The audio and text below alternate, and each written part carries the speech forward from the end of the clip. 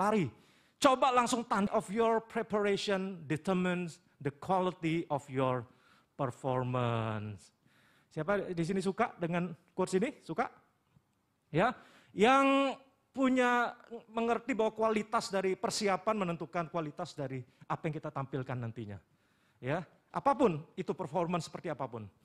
Nah, saya menyinggung sedikit karena di awal tahun saya mengajak setiap awal tahun mengajak untuk teman-teman prepare juga untuk apa yang mau dicapai di tahun ini. Ya, itu dalam bentuk resolusi, itu yang salah satu tools yang membantu. Ya, teman-teman yang tertarik nanti boleh dapatkan, tapi ini yang sudah kita desain, teman-teman boleh dapatkan template-nya, ya. Nah, bentuknya seperti ini yang kita bikin ya untuk tahun ini. Topiknya adalah rebuild and refocus, sama teman-teman sebenarnya area ini spiritual life, ministry, education, skills, health, character, family, friends, relationship, finance, career, others. Teman-teman bisa tambahkan, bisa kurangi. Tahun ini saya mau fokus ke 2-3 hal saja, boleh tulis. Ini sekali lagi tools. Kenapa perlu tools? Teman-teman jadi berpikir. Teman-teman jadi energinya bisa channeling energinya dengan benar. Karena kalau enggak scattered pemikiran kita. Mau ini mau itu tapi tidak ditulis. Jadi sekali lagi ini menolong teman-teman. Ada teman-teman yang minta ke kami setiap tahun, sudah ada belum template-nya. Jadi teman-teman ini bukan paksaan tetapi yang barangkali ini bisa menolong. Teman-teman bisa dapatkan di FCL, Freshcom Leader atau lewat Komsel masing-masing. Bagi yang tertarik, dapat soft copy-nya, link-nya boleh dibagikan. Teman-teman boleh print atau tulis ulang, silakan. Cuma ini panduan teman-teman untuk menuliskan ini, dan saya masih rutin menuliskan setiap tahun. Walaupun tidak semua saya lengkapi, tapi saya melihat poin-poin yang saya tulis jadi kenyataan. Contoh saya tahun lalu mau lebih sabar, lebih kalem, ternyata saya lebih sabar, lebih kalem. Contoh ya, saya mau punya renungan setiap hari, saya Bible study, itu lebih rutin saya buat. Jadi apapun teman-teman yang mau dituliskan, apa yang mau dicapai, ya fokus yang teman-teman sekali lagi bisa mengarahkan teman-teman untuk jadi reminder. Nah kalau ketemu one on one tanya dia, apa yang kamu mau capai di tahun ini? Siapa nanti yang makan bareng, ya makan bareng tanya dia. Nanti tahun ini apa yang kamu mau capai? Coba 2-3 poin.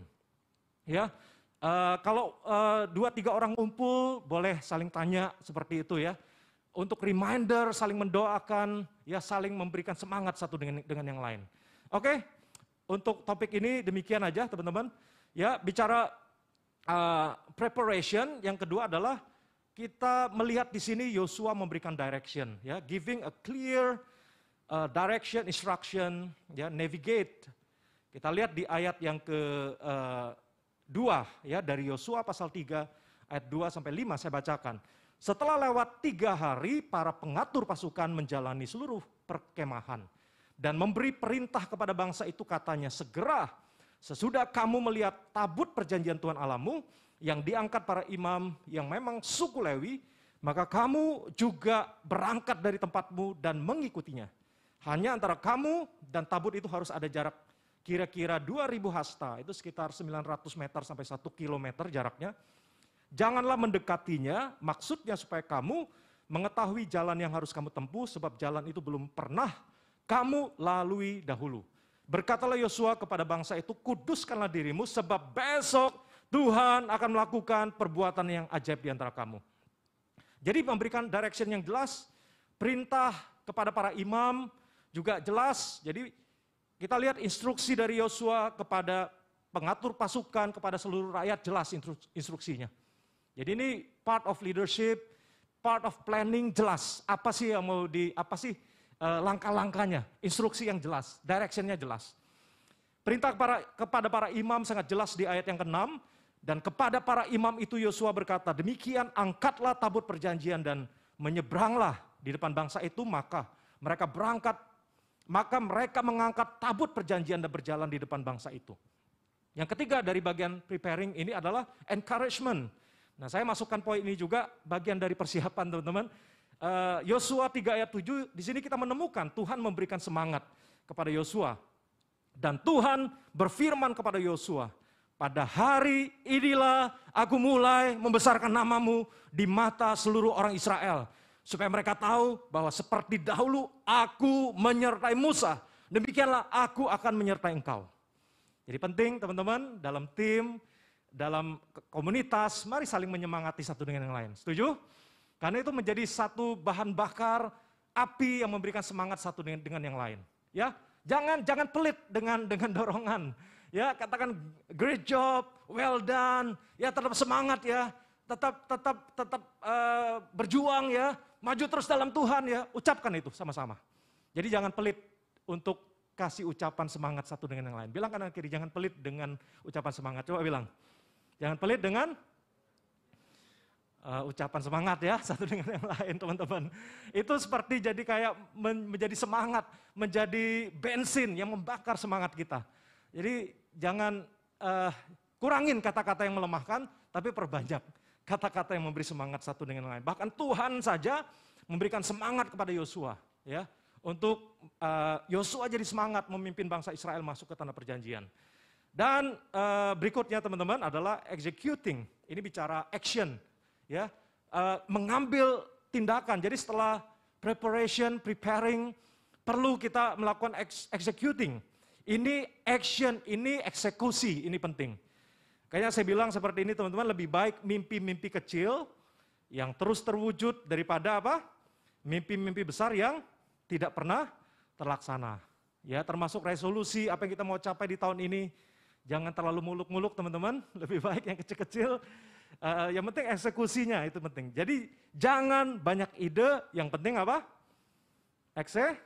Eksekusi. Percuma kalau meeting demi meeting banyak ide, akhirnya tidak akan pernah jalan kalau tidak ada yang eksekusi, kalau tidak kita laksanakan. Makanya saya merasa bahwa salah satu jerat iblis adalah membuat kita takut dan lambat untuk bertindak, jadi stuck. Terlalu banyak mikir, terlalu banyak pertimbangan, takut ngambil resiko, akhirnya jadi stuck. Itu jerat iblis. Nantilah pelayanan, nantilah bikin PR, nantilah ngambil keputusan untuk memimpin komsel, nantilah sungguh-sungguh ikut Tuhan, nantilah baptis. Pokoknya salah satu senjata yang dipakai iblis, jerat iblis yang namanya delay, yang namanya menunda. Itu salah satu jerat yang iblis tawarkan buat kita. Akhirnya kita stuck, tidak pernah crossing the Jordan, tidak berani untuk masuk keluar dari comfort zone, untuk maju ke tempat yang Tuhan janjikan buat engkau dan saya. Mari perlu kita eksekusi. Yosua pasal 3 ayat 15 kita lihat di sini, mereka mulai eksekusi. Segera sesudah para pengangkat tabut itu sampai ke sungai Yordan, maka dan para imam pengangkat tabut itu mencelupkan, jadi mereka melangkah. Ya, mereka mulai melangkah, mencelupkan kakinya ke dalam air di tepi sungai itu. Sungai Yordan itu sebak sampai meluap sepanjang tepinya selama musim menuai. Kata sebak itu banjir atau penuh melimpah. Ya, jadi Sungai Yordan, teman-teman, saat itu adalah musim semi menuju musim panas. Jadi musim menuai, harvest time, musim menuai. Ya, teman-teman, nanti kalau saya coba tampilkan topografinya seperti ini teman-teman. Jadi posisi sungai Yordan yang di sini adalah sudah dekat dengan Laut Mati, Dead Sea. Laut Mati itu sekitar 1.300 sampai 1.500 feet di bawah permukaan laut. Jadi Laut Mati itu 400 meter di bawah permukaan laut. Jadi permukaan laut yang ini ya, itu ada Mediterranean Sea, itu level laut, kemudian Sungai Yordan sampai ke Laut Mati itu 400 meter ke bawah lagi. Dan ketinggian, jadi Sungai Yordan itu dari Gunung Hermon, Golan Heights, itu 3.000 feet tingginya. Jadi drop sampai ke Laut Mati, betapa curamnya, terjalnya Sungai Yordan itu sebetulnya dari topografinya. Jadi ini musim menuai, musim sebak, jadi banjir, jadi airnya itu deras. Ya, kurang lebih menangkap ya teman-teman ya. Dan coba tampilkan lagi ya, seperti sini. Salah satu gambar ya, saya ambil dari Google, Sungai Yordan, ya ada alirannya bagian tertentu itu deras ya. Oke, Yosua 3 ayat 16 berkata demikian, maka berhentilah air itu mengalir ketika imam pengangkat itu mereka membawa tabut perjanjian dan menginjakkan kakinya ke sungai Yordan. Dikatakan apa? Maka berhentilah air itu mengalir, air yang turun dari hulu melonjak menjadi bendungan jauh sekali di dekat Adam, kota yang terletak di sebelah Sartan. Sedang air yang turun ke Laut Araba itu, yakni Laut Asin, ya Dead Sea tadi, laut mati, terputus sama sekali lalu menyeberanglah bangsa itu di tentangan Yeriko. Jadi bendungan dekat Adam. Nah jaraknya saya lihat teman-teman dari titik dari Sitim itu ke Adam, jadi teman-teman bayangkan ya, sungai itu dari sungai Yordan akan berakhir di Laut Mati. Jadi ketika mereka crossing the Jordan itu dekat Dead Sea dan air itu terputus, berhenti alirannya. Ketika terputus, jadi kemudian air yang terputus mengalir ke Laut Mati, air yang ada di sini ditarik oleh Tuhan menjadi bendungan. Sejauh 25 km sampai di kota Adam dekat Sartan itu. Jadi bayangkan teman-teman, ada tanah yang kering itu sejauh 25 km di sana. Jadi betapa dahsyatnya pekerjaan Tuhan. Dan bangsa Israel kemudian mereka melewati sungai Yordan. Dan bangsa Israel yang masuk ke tanah perjanjian itu kira-kira 2 juta orang. Nah teman-teman pernah tahu nggak angka 2 juta itu seberapa banyak? Kebayang nggak? Jarang ya, nggak pernah lihat ya langsung ya 2 juta orang. Nah, tapi ini salah satu yang saya ambil adalah Obama pada saat pelantikan sekitar dicatat 1-2 juta orang. Di The Mall, Capitol Hill ya, kurang lebih begitu teman-teman. Bangsa Israel ketika crossing the Jordan 2 juta orang segitu banyak. Jadi perlu tanah yang luas, ya jarak yang panjang untuk sungai itu kering, dan mereka melewati menyeberang sungai Yordan. Jadi poin yang saya mau sampaikan di sini teman-teman, betapa dahsyat mujizat yang Tuhan kerjakan. Jadi bangsa Israel taat mendengar instruksi, mereka prepare dengan baik, mereka executing, ya. Kemudian mereka lakukan yang alamiah, yang natural, yang Tuhan suruh, dan Tuhan melakukan mujizat yang luar biasa. Dan saya tulis quote seperti ini, mari lakukan bagian kita yang natural dengan penuh iman, dan Tuhan akan melakukan bagiannya yang supernatural. Ini part of surrendering. Jadi lakukan yang natural, yang terlihat. Kita ini suka melakukan yang magic gitu ya. Tapi istilahnya kita suruh Tuhan untuk melakukan yang natural. Tuhan ini pekerjaan banyak, kamu yang urus ya. Saya mau tunggu mujizat aja. Tuhan bilang aku melakukan mujizat suka-suka aku. Untuk melakukan hal-hal yang tidak bisa kamu lakukan. Tapi hal-hal yang alamiah, yang di depan matamu, kerjakan dengan sungguh-sungguh. Halo? Atau berapa banyak kita berkata surrendering, itu kita pikir pasrah, kita nggak buat apa-apa. No. Tuhan lihat tindakan iman kita. Mari kita masuk di poin selanjutnya. Yosua 3 ayat 17, tetapi para imam pengangkat tabut perjanjian Tuhan itu tetap berdiri di tanah yang kering, di tengah-tengah sungai Yordan, sedang seluruh bangsa Israel menyeberang ke tanah yang kering. Sampai seluruh bangsa itu selesai menyeberangi sungai Yordan. Mujizat Tuhan terjadi. Dan poin yang terakhir seperti topik hari ini adalah surrendering. Kita berserah kepada Tuhan. Kenapa saya masukkan poin ini yang terakhir teman-teman? Karena surrendering tidak bisa dipisahkan dengan preparation, dengan execution. Jadi jangan berkata, aku berserah sama Tuhan. Tapi kita nggak pernah plan, kita nggak pernah prepare, kita nggak pernah take action untuk semua yang Tuhan instruksikan kepada kita. Hal-hal yang baik yang perlu kita kerjakan. Nah saya kutip dari seorang hamba Tuhan, Marian Williamson. Dia berkata demikian, the moment of surrender is not when life is over. It's when it begins. Saya suka ini. Jadi surrender teman-teman bukan terakhir ya nanti aku berserah. Tapi penyerahan itu di semua hal kita perlu berserah kepada Tuhan. Di awal kita plan, kita libatkan Tuhan. Di dalam melaksanakan apapun yang Tuhan mau kita kehendaki, yang Tuhan mau kehendaki untuk kita kerjakan, kita berserah kepada Tuhan. Dan juga serahkan hasilnya apapun kepada Tuhan. Mari belajar, komit kepada proses, dan serahkan hasilnya kepada Tuhan. Yang setuju katakan amin. Komit kepada prosesnya. Dan kita serahkan resultnya apapun nantinya kepada Tuhan. Kadang-kadang dalam apapun yang kita lakukan ada aja errornya. Ada aja nggak sempurnanya. Tapi belajar, berserah. Kita sudah lakukan bagian kita yang terbaik dan Tuhan akan melakukan bagiannya yang terbaik. Ada amin. Jadi teman-teman, menuliskan resolusi juga merupakan langkah awal dari iman. Ini bukan orang yang nggak beriman, justru engkau beriman. Engkau melihat bahwa apa yang kau rindukan di dalam Tuhan akan jadi kenyataan karena Tuhan menyertai engkau. Tindakan dari iman, kita rindu melihat sesuatu di depan.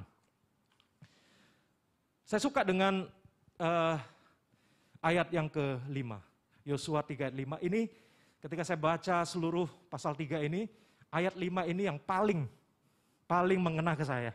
Yuk kita baca bersama-sama ayat ini. 2, 3.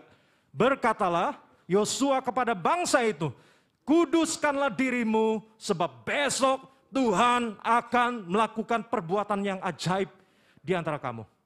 Sanctify yourself.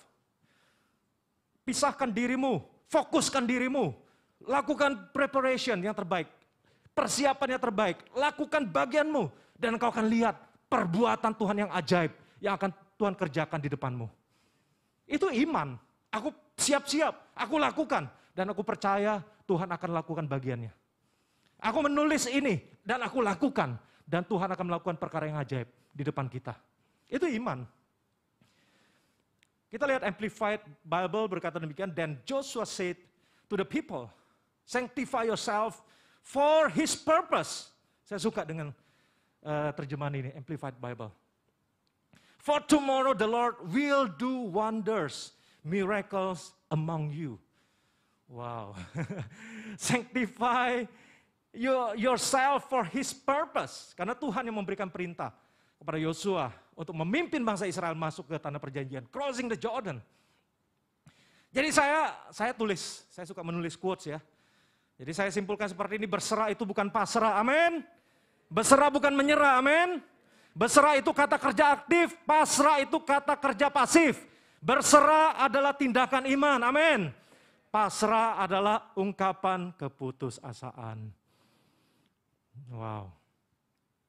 Jadi kita berserah bukan pasrah. Kita berserah bukan menyerah. Aktif. Kata berserah, surrender. Ya. Kita beriman.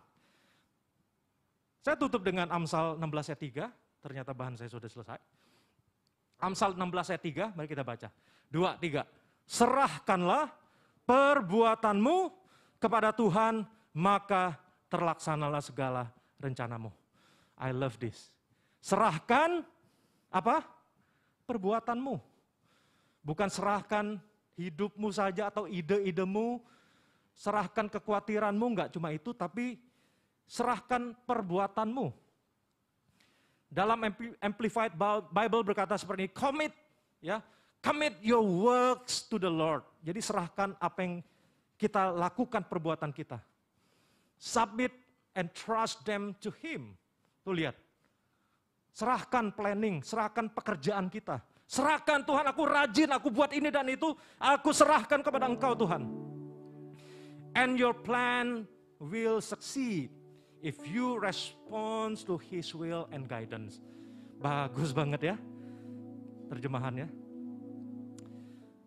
Ini yang saya mau sampaikan hari ini, Crossing the Jordan. Bicara preparing, executing, and surrendering. Ya. Mari serahkan semua rencana, termasuk kalau kita punya resolusi, ya kita persiapan dan semua tindakan kita serahkan kepada Tuhan. Jadi saya tutup dengan kalimat-kalimat ini, persiapan dan tindakan merupakan bentuk penyerahan. Persiapan dan tindakan-tindakan kita merupakan bentuk penyerahan. Preparation and execution are part of surrender. Jadi kita mengerti sekarang yang saya mau sampaikan hari ini ya. Menarik kata plans teman-teman, dari purpose, temukan purpose yang benar dalam Tuhan. Dan keep learning, L-nya learning, mari belajar. Review dari pengalaman dari orang lain, ada banyak kita bisa belajar berbagai sumber. Dan anticipating, langkah-langkah yang konkret. Dan ingat navigating, ada masa-masa kita menghadapi badai. Kita bingung dengan semua tools manusia. Kita perlu connect dengan Tuhan seperti Paulus. Imannya, pengenalan akan Tuhan, mesbah yang dia bangun kepada Tuhan, itu membuat dia mengerti bahwa Tuhan menavigasi untuk dia masuk ke menghadapi badai. Dan ditutup dengan kata surrendering. Bagian dari plan, semua yang kita kerjakan, kita serahkan kepada Tuhan. So, saya berdoa hari ini kita nggak bingung dengan kata surrender. The harder you work, the more you need to surrender to God. Amin. Halo. Semakin kita bekerja keras, kita semakin berserah kepada Tuhan. Jadi surrender bukan untuk orang malas, surrender untuk orang yang bertindak dengan iman. So, kiranya Tuhan menolong kita untuk melihat di tahun ini teman-teman, ada banyak ketidakpastian mungkin dalam hatimu, bingung ini apakah sama seperti tahun 2020, 2001, 2022 masih belum pasti. Tapi mari kita belajar ya. Kuduskan diri kita, fokuskan diri kita, lakukan yang terbaik. Dan kita percaya Tuhan akan melakukan bagiannya untuk kita melihat perbuatan Tuhan yang ajaib. Mari kita belajar hari-hari ini, belajar taat.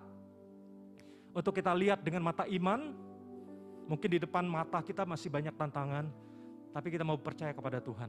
We live by faith and not by sight.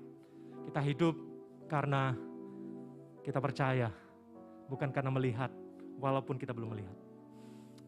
Yuk, kita bangkit berdiri, kiranya Tuhan menolong kita, mari kita datang kepada Dia.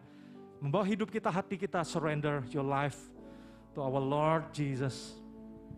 Saya akan mengajak kita nyanyi satu pujian, mungkin beberapa di antara kita merasa lagu ini baru, tapi saya akan coba nyanyikan, dan teman-teman boleh ikuti juga, dan lagu yang sangat bagus, saya suka dan memberkati saya. Thank you Jesus, percaya bukan karena melihat.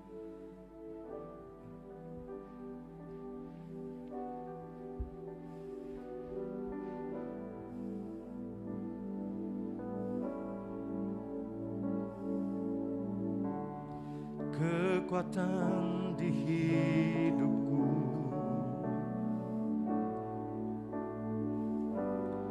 ku dapat di dalam-Mu.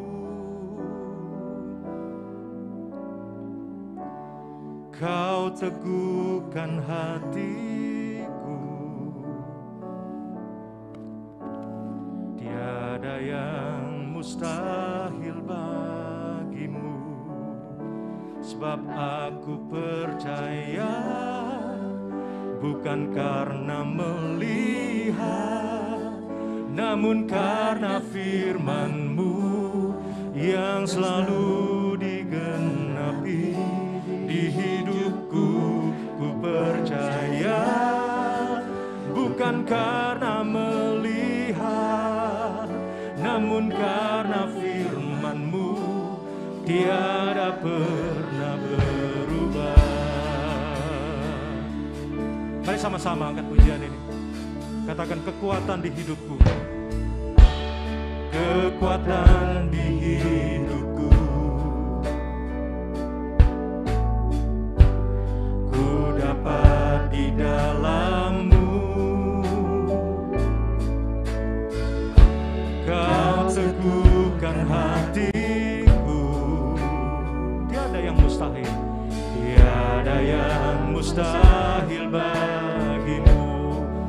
Sebab aku percaya, bukan karena melihat, namun karena firman-Mu yang selalu digenapi di hidupku. Ku percaya, bukan karena melihat, namun karena firman-Mu tiada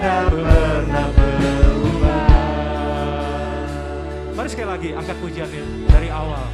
Katakan kekuatan di hidupku. Kekuatan di hidupku, ku dapat di dalam-Mu. Kau teguhkan hatiku, Tiada yang mustahil. tiada yang mustahil. Mari angkat tangan kita, katakan sebab aku percaya. Sebab aku percaya, bukan karena melihat, namun karena firman-Mu yang selalu digenapi hidupku. Ku percaya, bukan karena melihat, namun karena firman-Mu tiada pernah berubah. Sebab aku percaya. Sebab aku percaya, bukan karena melihat, namun karena firman-Mu yang selalu digenapi di hidupku. Ku percaya, bukan karena melihat, namun karena firman-Mu tiada pernah berubah. Namun karena firman-Mu. Namun karena firman-Mu tiada pernah berubah. Namun karena firman-Mu tiada pernah berubah. Oh, mari tepuk tangan yang meriah buat Allah kita. Thank you Jesus. Terima kasih Tuhan. Mari boleh angkat tangan kita kepada Tuhan. Saya mau berdoa buat kita semua. Mari angkat tangan kita sebagai tanda surrendering. Tuhan, kami mengucap syukur buat firman-Mu. Kami berserah kepada Engkau. Walaupun kami tidak melihat, tapi kami percaya Engkau akan melakukan perbuatan yang ajaib di hari-hari di depan kami. Kalau kami taat meresponi apa yang menjadi isi hati, kehendak dan rencana-Mu. Tuhan, kami lakukan bagian kami. We have early and good preparation. Kami jelas direction-nya. Kami boleh saling menyemangati satu dengan yang lain. Nah, ajar kami untuk taat, untuk take action, bukan banyak ide, tetapi kami pentingkan untuk eksekusi Tuhan. Dan biar kami fokuskan apa yang kami mau lakukan, yang kami mau capai, sesuai dengan arahan daripada Engkau. Kami nggak muluk-muluk Tuhan, tapi ada 1, 2, 3 poin yang Kau taruh dalam hati kami. Yes, kami mau fokuskan untuk berdoa, untuk perjuangkan area ini. Dan pada akhirnya Tuhan, kami surrender semua prosesnya. Surrender bukan pasrah, bukan pasif, bukan tidak buat apa-apa, tapi surrender in all the process that we have. Dari awal, dari eksekusi, dari hasilnya semuanya kami serahkan kepada Engkau. Mari kuatkan Tuhan, berikan semangat yang baru, ada api-Mu, Kau curahkan dalam setiap anak-anak-Mu untuk crossing the Jordan. Kalau Engkau ingatkan ada pembatas-pembatas yang perlu mereka lewati di dalam nama Yesus. Biarlah Tuhan kami berani melangkah untuk taat kepada kehendak-Mu. Dan kami menyerahkan hasilnya kepada Engkau. Kami percaya Tuhan yang setia yang membuat kami survive sampai hari ini. Dan Tuhan yang sama akan menolong kami untuk boleh survive di hari-hari ke depan. Terima kasih Tuhan, selama kami ada di dunia ini kami mau berjuang bersama dengan Engkau. Berkati Tuhan setiap anak-anak-Mu yang kuliah, yang bekerja, yang bisnis. Anak-anak diberkati, keluarga-keluarga diberkati, suami istri diberkati.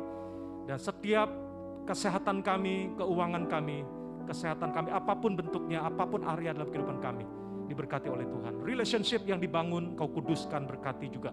Boleh menghasilkan buah kekudusan, kemuliaan bagi Engkau. Pelayanan diberkati, keuangan diberkati, semua aspek kehidupan diberkati oleh Tuhan. Terima kasih Tuhan, kami ucap syukur buat ibadah yang sudah Kau pimpin. Dan kami menyerahkan sebentar, kami akan tutup ibadah ini. Berkati semua persembahan yang diberikan, persembahan mingguan, perpuluhan, dan gedung ucapan syukur. Dan berdoa untuk para volunteer yang sudah melayani. Kami sungguh bangga dan bersyukur Tuhan. Mereka melayani fokusnya kepada Engkau. Pelayanan kami bukan performance, tetapi altar. Persembahan worship kami di hadapan Engkau. Walaupun tidak ada yang nonton, tapi Tuhan yang menonton kami. Tuhan yang melihat apapun yang kami lakukan dengan segenap hati, bukan untuk manusia, tapi untuk Tuhan. Kau lihat volunteer yang setia di masa pandemik, mereka bertahan, mereka tetap teguh, mereka berjuang. Ada banyak keringat, ada banyak tangisan, ada banyak uang yang mereka keluarkan untuk melihat kapal gereja FGCC tetap jalan dan boleh menjangkau, boleh menolong banyak orang. Kami serahkan Tuhan semuanya, Engkau balas setiap yang mereka lakukan, dan Engkau mengerti dan Engkau akan memperhitungkan semuanya. Terima kasih Tuhan, kami terus berdoa untuk Indonesia, Malaysia, dan the whole world. Dengan kondisi yang ada yang masih belum stabil, Engkau pulihkan, Engkau terus bekerja dengan ajaib. Untuk semua pemerintah, untuk tenaga medis, semuanya diberkati oleh Tuhan, dikuatkan oleh Tuhan. Memberikan solusi yang terbaik untuk mengatasi masalah ini, cepat boleh tuntas Tuhan. Tuhan, yang sakit Kau sembuhkan, jemaat-Mu yang lemah Kau kuatkan, yang beban berat mereka mendapat kelegaan dan inspirasi dan jalan keluar daripada Engkau. Mari teman-teman, Bapak Ibu Saudari, adik-adik yang terkasih, sebentar kita akan tutup ibadah ini dan kita akan kembali beraktivitas atau melakukan apapun, dan tentu kita rindu menerima berkat daripada Tuhan. Mari angkat kedua tanganmu, arahkan hati pikiranmu baik yang onsite maupun online.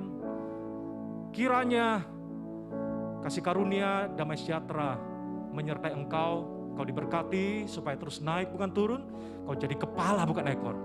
Dan diberkatilah dalam seluruh yang kau kerjakan dengan rajin, akan dibuat berhasil oleh Tuhan, dan setiap tanah, tempat yang diinjak oleh kakimu akan diberikan kepada engkau. Engkau menjadi seorang yang berdampak, berpengaruh, yang memberi kehidupan untuk sekitarmu. Saat ini terimalah damai sejahtera dari Allah Bapa, keselamatan dari Tuhan kita Yesus Kristus, penghiburan, pertolongan, kuat kuasa daripada Allah Roh Kudus menyertai kita semua. Mulai hari ini, seterusnya, selama-lamanya sampai Maranatha, sampai Tuhan Yesus datang kedua kali. Terimalah berkat ini di dalam nama Yesus. Setiap yang percaya diberkati Tuhan dan siap untuk melakukan firman Tuhan, mari sama-sama katakan amin, amin. Tepuk tangan yang meriah buat Allah kita. Bilang kanan kiri, berserah adalah tindakan iman. Wah, oke, Tuhan Yesus memberkati. Berserah itu aktif. Mari kita percaya bukan karena melihat, tetapi karena kita beriman kepada Tuhan. Happy Sunday, Tuhan Yesus memberkati. Stay safe, stay healthy, and don't forget to connect with God and with community. Tuhan Yesus memberkati. Bye-bye semuanya. Bless you.